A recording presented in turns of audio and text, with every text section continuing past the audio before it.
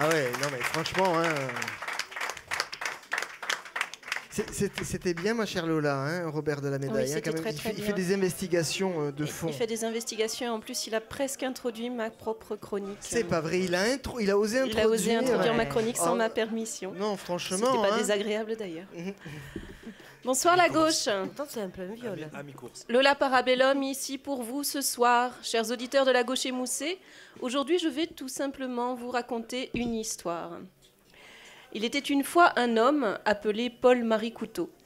Ce n'était certes pas le plus affûté du tiroir, mais il était plein de convictions et surtout, c'était un grand amoureux de Paris, et en particulier du 6e arrondissement, où il était tête de liste au municipal, ce dont il tirait une discrète fierté et le besoin irrépressible d'imposer ses vues dans de grandes envolées lyriques dont il jetait des bribes interminables sur son blog qu'il avait joliment baptisé « Une certaine idée de Paris », de la France et du monde. Le petit Paul-Marie avait tour à tour goûté au socialisme, au gaullisme et au souverainisme avant de rejoindre, ancien député européen, l'opulent giron du Rassemblement bleu marine, juste pour rendre service, comme il aimait modestement à l'affirmer. En dépit d'un physique ingrat ou peut-être à cause de cela, il se proclamait esthète et passait de longues heures à arpenter son amour de 6e arrondissement pour en admirer les beautés et ressasser de poétiques souvenirs de jeunesse entremêlés de citations de Chateaubriand et d'Albert Camus. Or, il advint qu'au cours d'une de ses promenades, Paul-Marie eut un jour la désagréable surprise de trouver son beau quartier enlaidi. Chaque fois qu'il levait les yeux, son regard épris de beauté se retrouvait en effet confronté à des enseignes en anglais, à d'effroyables Starbucks venus se substituer à ces sublimes cafés parisiens où les plus grands auteurs étaient venus tremper leurs plumes, et à de repoussants amas de Rome venus en famille souiller les trottoirs rutilants du boulevard Raspail. Ce dernier détail surtout heurtait sa sensibilité et lui gâtait sa promenade, ce qui n'était pas loin de constituer un crime contre son humanité.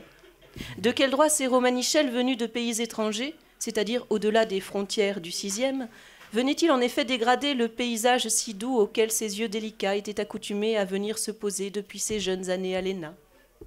Qui avait eu l'impudence de laisser entrer sur son territoire chéri ces verrues à peine humaines, avec leurs bouts de lit rouillés, leurs matelas, leurs cabas et leurs saletés ?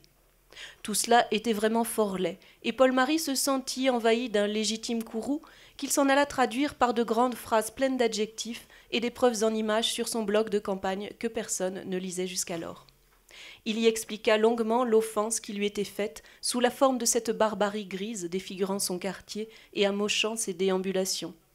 Certes, Paul-Marie était un homme politique, et c'est en tant que tel qu'il évoqua d'abord cette invasion de son espace privé par les Roms.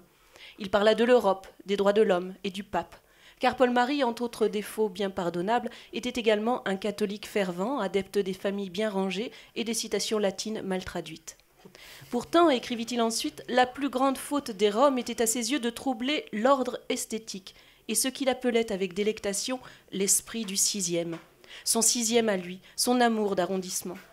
Au comble de l'indignation et saisi d'impuissance, il évoqua une possible solution à ce qu'il nommait fort poétiquement la marée montante de la barbarie grise. Le ministre de l'Intérieur ne pourrait-il pas concentrer ces populations dans des camps ?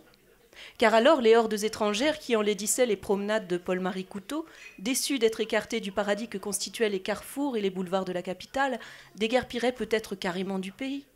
Peut-être le 6e arrondissement retrouverait-il alors son délicieux visage d'antan et Paul-Marie Couteau vivrait-il dans un monde plus beau ? À peine le petit homme avait-il formulé cette question qu'un tollé de protestations fit frémir la presse française. Paul-Marie en conçut une certaine fierté, car il ne détestait pas attirer sur lui les attentions les plus diverses. Toutefois, il s'étonna que son pamphlet soit ainsi arrivé aux oreilles du public. Sans doute avait-il laissé son écran allumé et la femme de ménage, qu'il appelait coquettement sa camériste et qui lui servait surtout à nourrir son chat, la femme de ménage, donc l'ayant lu, elle avait alerté l'opinion. Paul-Marie Couteau se frotta les mains. Quelle meilleure occasion pour lui de se mettre en avant et de pourfendre ses détracteurs qui n'avaient, eux, certainement pas saisi les dangers que constituait la population rome pour ce trésor qu'était le 6e arrondissement. Face à leurs réactions indignées, il se fendit de nouveaux billets aussi enflammés qu'épithétiques, arguant que ce n'était pas du tout ce qu'il avait voulu dire, que les journalistes avaient mal compris. Sans doute parce qu'il parlait aussi mal le français que la camériste qui venait lui nourrir son chat en lisant son blog en douce. Son seul propos avait été de récuser les accords inhumains de Schengen, c'était écrit entre les lignes. De toute façon, ajouta-t-il noir sur blanc, les camps, ça ne se faisait plus depuis longtemps. C'était comme qui dirait passer de mode. Tout de même, ne put-il s'empêcher de conclure, les Roms, ça faisait mal aux yeux. Puis il sortit dans son amour de 6e prendre quelques photos de l'infamie romanichelle qui lui tirait chaque fois des larmes de sang bleu marine, très esthétique pour leur part.